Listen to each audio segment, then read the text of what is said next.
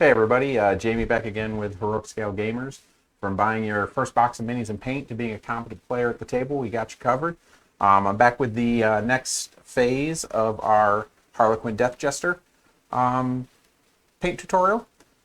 We did some base work in the last stage. Now we're going to come back and clean some of that up and finish it, and we're going to do a few extra details.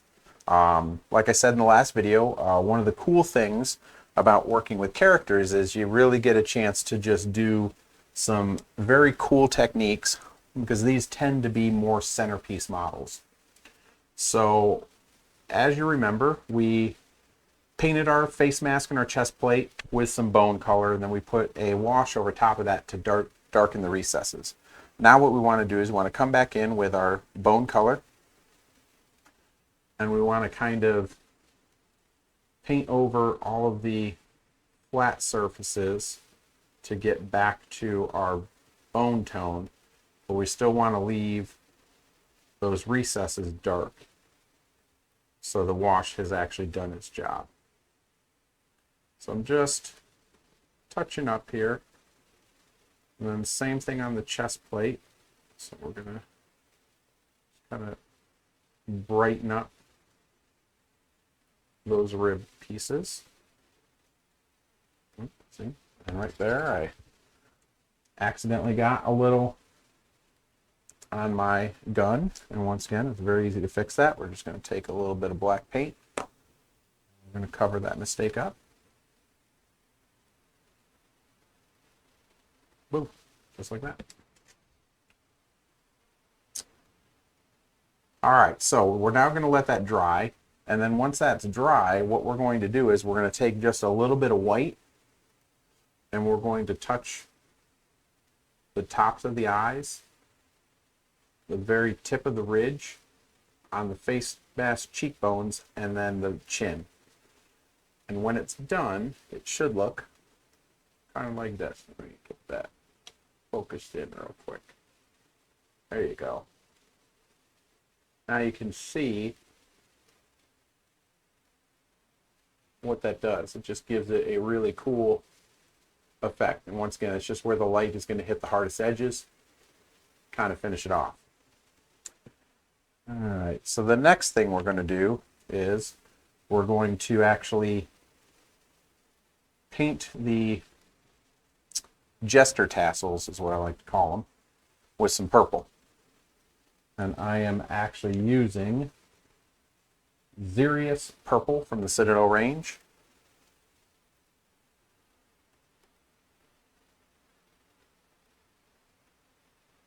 So we're just going to come in here and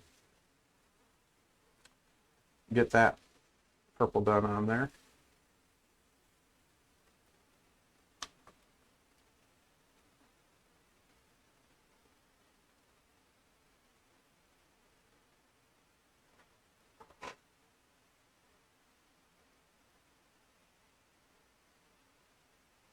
Get a nice smooth base coat.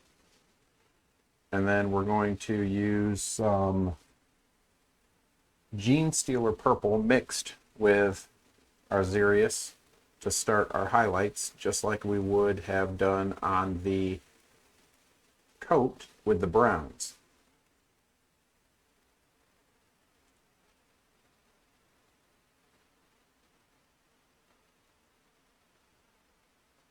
But with this, we're actually going to blend those together, and then we're going to do a nice fine highlight, line highlight, like we did with just the Gene Stealer purple in the end.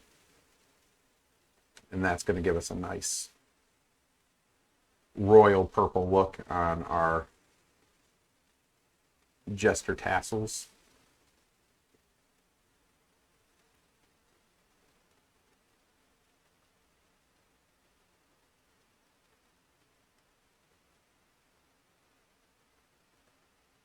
Now we also want to make sure we kind of get a little bit of the underside on these tassels as well, because it'll actually give our final line highlights a little bit more pop.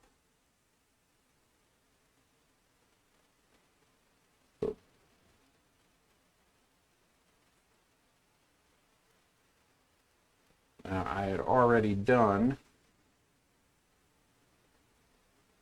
this guy a little bit earlier. I noticed that I missed a spot. So I want to go back and touch that up real quick. All right. Now, while that was finishing, you can see that our face mask has dried. So now we're going to come in with just a little bit of white. Like I said, we're just going to touch the corner of the eyes, the very ridge of the cheekbone, and the point of the chin.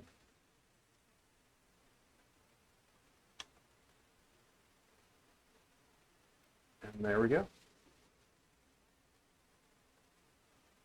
So once again, that just gives it a nice finished look. Then we're going to mix our purples together to get our blended look. Now, a lot of times when I'm doing this, I like to kind of mix on the fly.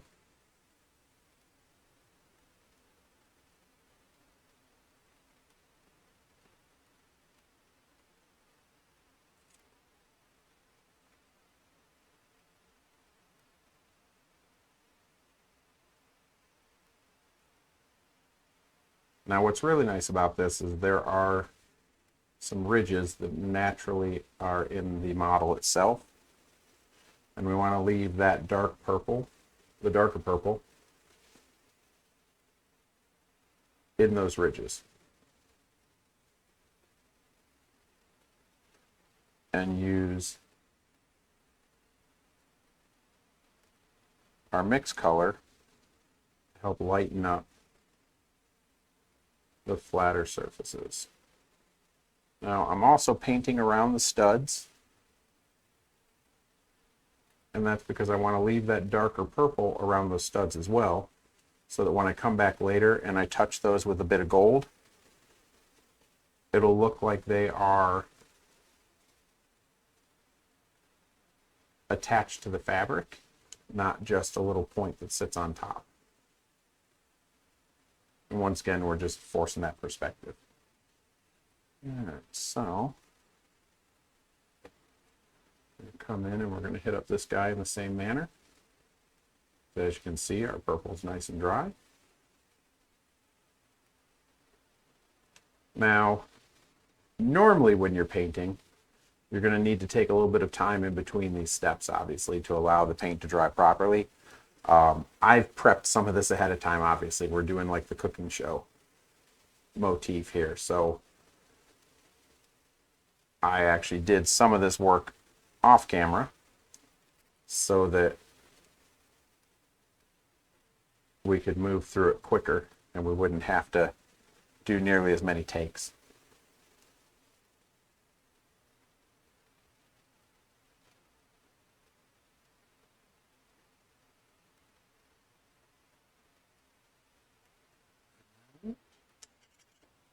And now we're just going to take that straight Gene Steeler purple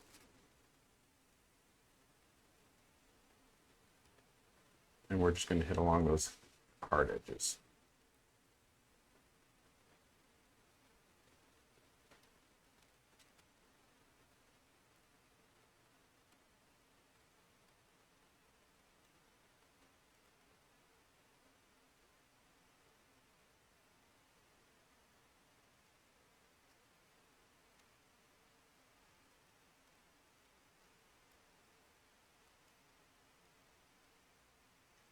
And then that's just going to give us a nice finished look.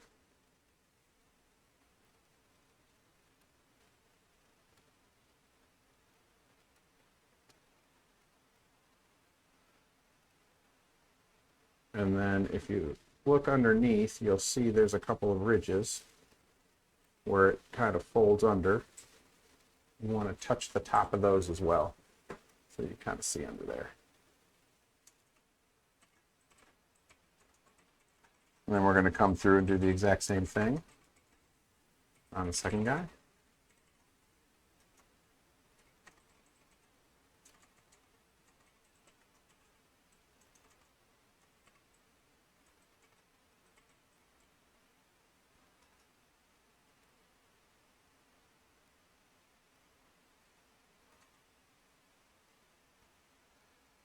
And basically, with just a few of the techniques that we used in the previous videos, you can finish this guy off just like you would any of the other models.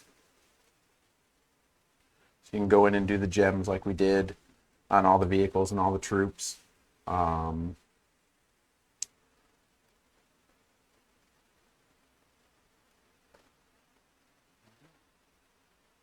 And then it'll give it a nice finished look. All right, the next thing we're going to do is we're going to do stripes on the pants. Now, we're actually going to make these white. And what we're going to do is we're going to start with Ulthwin Gray, which is kind of a bright gray. And we're going to use this as the base coat for our stripes. Now, when you're doing stripes, the most important thing is to make sure that you line them up correctly. They don't have to be perfectly straight. And I know that seems counterintuitive, but fabric flows. And if you think about it, everything is always constantly in motion. Very rarely, unless you have pants sitting on a bed, are you going to see them in actual straight lines. But if you watch someone moving, they're never going to be fully straight. And like I said, you want to make sure that they line up. So when you are drawing your lines, you're going to start your first one.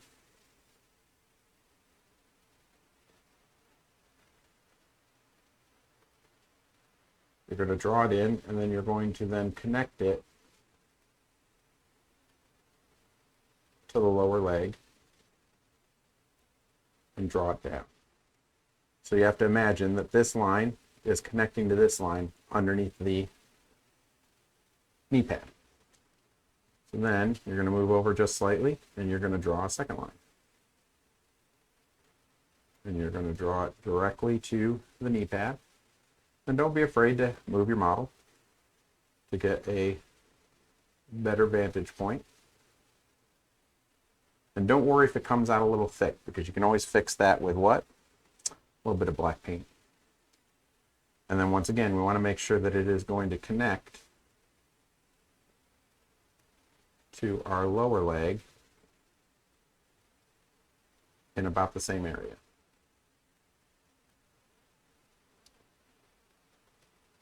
So now you can see where it comes up, and yes, it's gone over onto the knee pad a little bit, and that's fine. But you can see they are very straight, and they look very natural. So then we're going to move over just a little bit. We're going to do our next one. It's the same thing. You're just going to continue this process until you complete your stripe look.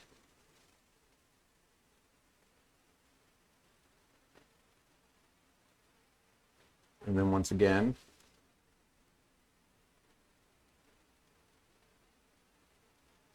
we're going to make sure that that connects down to the lower leg. And you can see where I got a little too close together there. That's very easy to fix, and I'm going to show you how to do that in just a second with a little bit of black paint. But then we're going to do one more. Go over to the side here.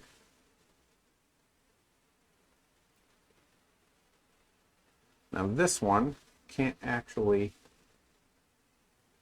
isn't going to actually go underneath anything. So we have to make sure that it looks like it naturally connects in the fold. Oh, there we go. So you can see where you will get a nice straight line there. And once again, it's not perfectly straight. It's not meant to be. Now we're going to have to do one more on this side, it looks like.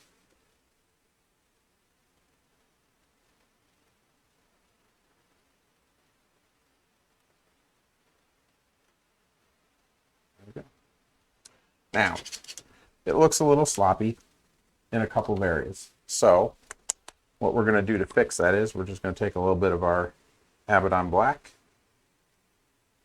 and we're just going to touch it up. Just like we would anything else. So, under here, I got a little too close together.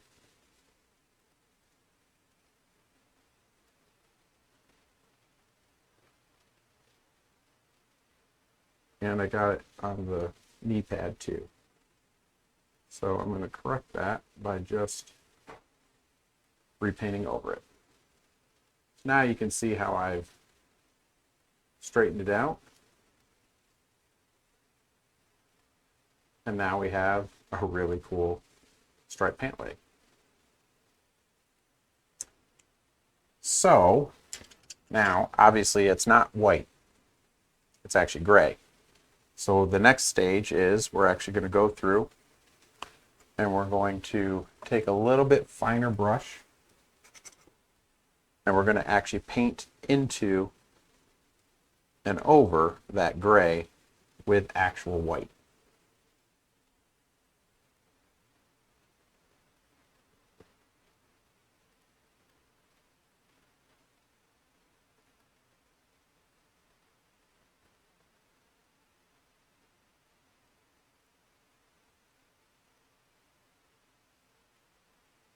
And if I have too much on my paintbrush, as you can see, I'm using my thumbnail to kind of take a little bit off.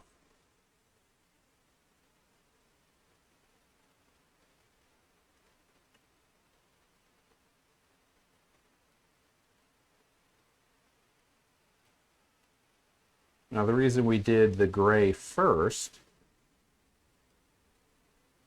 is because white is not an easy paint to work with. So it's actually better if you have something you can do kind of like an undercoat with. And I like Ulthwyn Gray for that because it is a brighter gray. And so when we come over it with the white, it actually looks naturally shaded almost. And there you go. And then once again, if you were a little messy, like I got a little bit on his shoe there, it's real easy to fix that. We just kind of come through and touch it back up. Same thing with the knee pad. There we go. And now we're just going to repeat the same process on the other leg. So we're going to start with our Ulthwyn Gray. We're going to pick our starting point.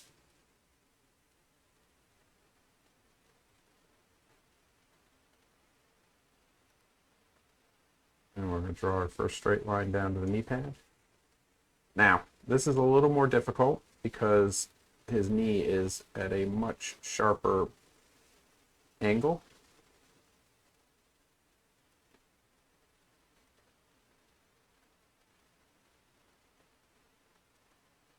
So getting those lines to connect on the bottom leg is going to be a little more difficult. And this is where you're going to have to really move the model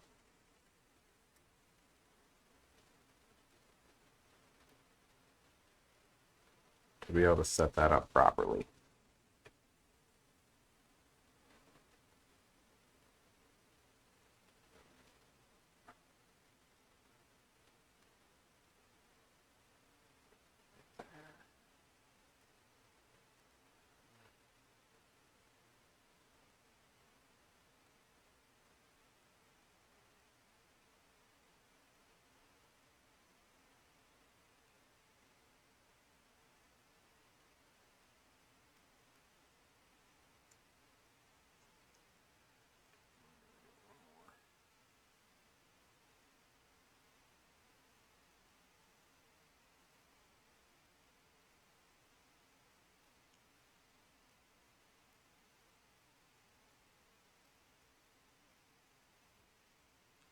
There you go. Now you can see how we did the same thing. Now it's a little sloppy once again, but once again, that's super easy to fix. We're just going to go back in and we're going to take a little bit of our Abaddon black and just kind of touch up where we got a little heavy-handed.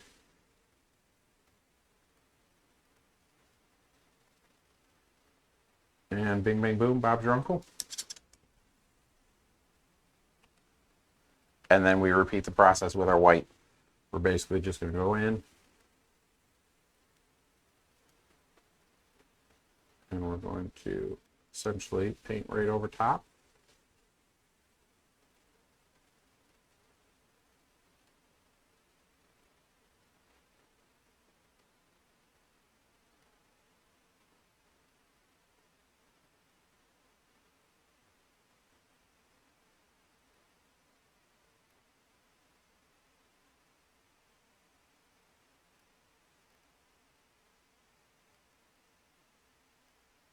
Now the nice thing too is that here you don't have to get all of it. You just want to get that white in where you can actually see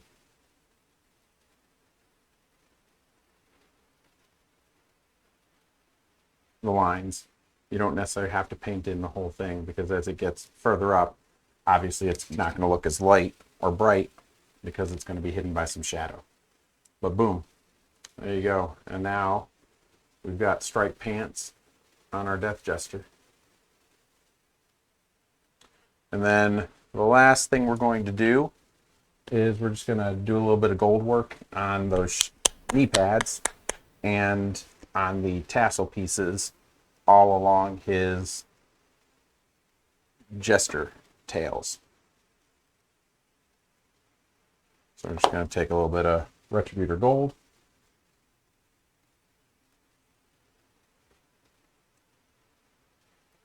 So like with most of the other models in this army, we had gold face masks. But it didn't seem to fit well with the Death Jester, because when you think of a death mask, I think of a skull. And I mean, we could have done the skull gold, I'm sure, but I think it looks much better in the bone.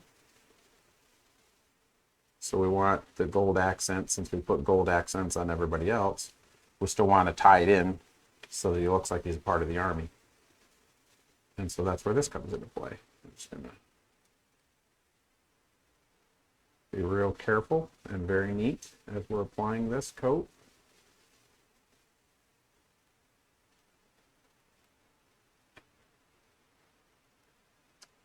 And then if you look, he's got attachments at the edge of each one of these. So we're just going to paint them gold.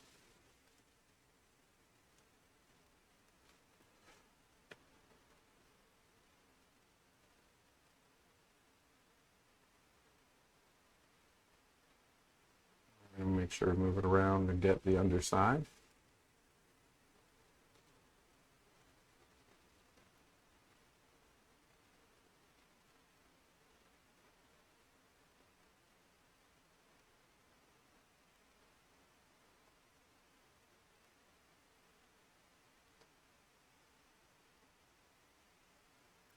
And then he has little skulls here that are attached. We're going to do those in gold too.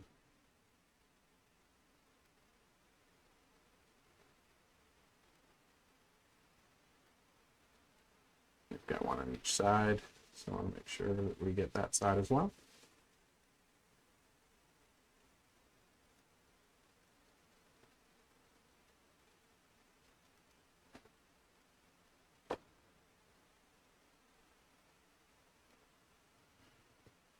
And then this is the toughest part. So now we're going to get all these little studs.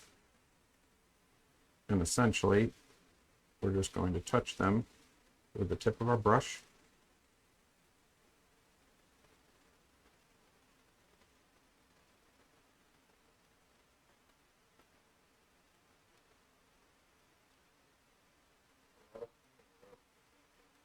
What's that?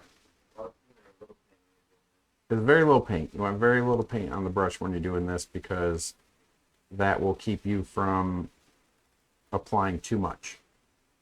Because once again, we don't want to ruin any of the work we've already done. We're just kind of doing a finishing touch, right? There you go. You got to see what that looks like. And once again, it's just a little finishing touch to kind of make it stand out and pop.